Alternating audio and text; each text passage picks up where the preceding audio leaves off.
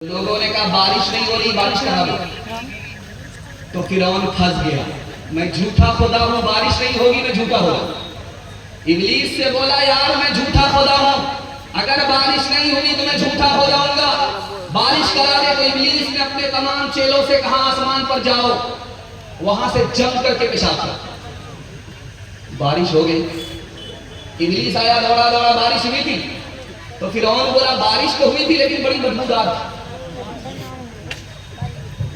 तो इब्लीस बोला जैसा तू खुदा है वैसे ही बारिश। हाथ उठाइए, वादा कीजिए खुदा की नेमत खाएंगे इंशाअल्लाह, अल्लाह का नाम लेंगे। हाथ उठाइए, मुसीबत में सब्र करेंगे, शिकवा शिकायत नहीं करेंगे। हाथ उठाइए इंशाअल्लाह। सब्र नहीं होगा खुदकुशी करेंगे। हाथ उठाइए इंशाअल्लाह।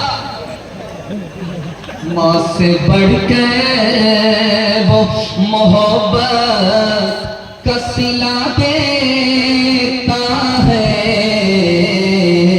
रिज़्क़ बिन मांगे भी बंदों को खुदा देता है, रिज़्क़ बिन मांगे भी। तंग दस्ती मेरे दामन से लिपटना न कभी, तंग दस्ती मेरे दामन से लिपटना न कभी। है वो दाता मेरा हर काम बना देता है वो दाता। सीरत और सुन्नत के हवाले से पैगाम आपकी खिदमत में जहमत तमाम 3 मिनट का पैगाम, बड़े खूबसूरत सामईन, दिल से दुआ करता हूं अल्लाह आपको खूबसूरत बनाए। एक मूसा से मुकाबला करने के लिए कितने जादूगर आए थे? 3 लाख। 3 लाख जादूगर आए।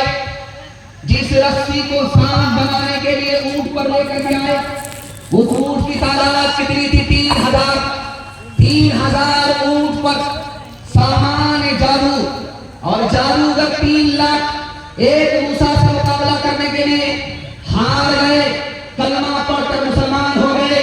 हजरत मूसा ने पूछा मालिक ये तो मेरा दुश्मन था, मेरा मुखालिफ था, कलमा पढ़कर मुनाफिक कैसे हो गया, मुसलमान कैसे हो गया? खुदा की तरफ से जवाब आया, ऐ मूसा ये तुम्हारा कपड़ा पहन करके आए थे, ऐ मूसा ये तुम्हारी दाढ़ी रख करके आए थे, ऐ मूसा ये तुम्हारे सर पे हाथ रख करके आए थे, तुम्हारी लाठी लेकर के तुम्हारी नकल उतार रहे थे। जो नबी का कुर्ता पहने, जो नबी की दाढ़ी रखे, जो नबी का बाल रखे, मेरी रहमत ने गवारा नहीं किया। ऐसे नकल करने वाले लोगों को जहन्नम में दाखिल किया जाए, इसलिए मैंने इनको हिदायत दी ये कलमा पढ़कर मुसलमान हो।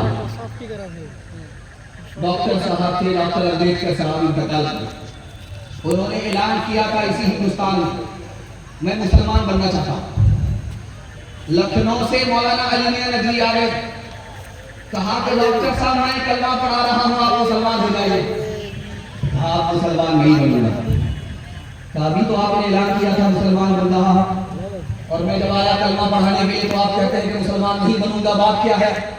कहा मौलाना जाने दीजिए, मैं आपका भी एहतराम करता हूं, आप कपड़े से मुसलमान लगते हैं, आप दाढ़ी से मुसलमान लगते हैं, आप शक्ल से मुसलमान लगते हैं, इसलिए मैं आपका भी एहतराम करता हूं, आपके मजहब का भी एहतराम करता हूं, लेकिन मैं मुसलमान नहीं बनूंगा। इसलिए तो मुझे 80% हिंदुस्तान का मुसलमान ही नजर नहीं आता। इस घर को आगे करके ये जो चर्च है, इस चर्च में मुरीद आया पादरी के पास, तो उससे पादरी ने पूछा तुम्हारी दाढ़ी की उम्र ज्यादा है या तुम्हारी उम्र ज्यादा है? बोला भी आप भी अजीब पागल मालूम होते, पहले मैं पैदा हुआ हूं, उसके बाद मेरी दाढ़ी पैदा हुई है, तो दाढ़ी मेरी मुझसे कैसे बड़ी हो सकती है? मैं उम्र में बड़ा हूं, दाढ़ी उम्र में छोटी है। तो पादरी ने कहा कि 10 साल पहले जब तुम आए थे तो तुम्हारी दाढ़ी काली थी, 10 साल के बाद जो आए हो तुम्हारी दाढ़ी सफेद हो गई। हैरत है 20 साल में तुम्हारी दाढ़ी बदल गई, लेकिन तुम बचपन से 55 में आ गए, तुम नहीं बदले। अफसोस को इसका ये कटिहार है, आप यहां से सफर कीजिए पंजाब, यहां से आप दिखा दीजिए किसी पंजाबी को भीख मांगते हुए दिखाइए।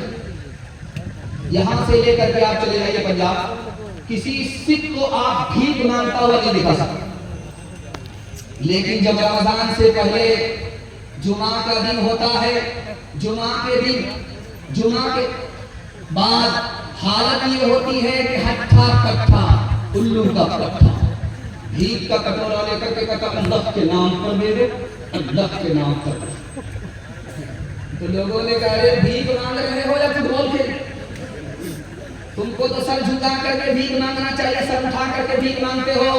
तो क्या कहता है, किस बात की शर्त? मेरा दादा नेशनल फकीर था, मेरा बाप इंटरनेशनल फकीर है, खानदानी पेशा। आपको चैलेंज है, आप कटिहार से पंजाब तक किसी भी सिख को अगर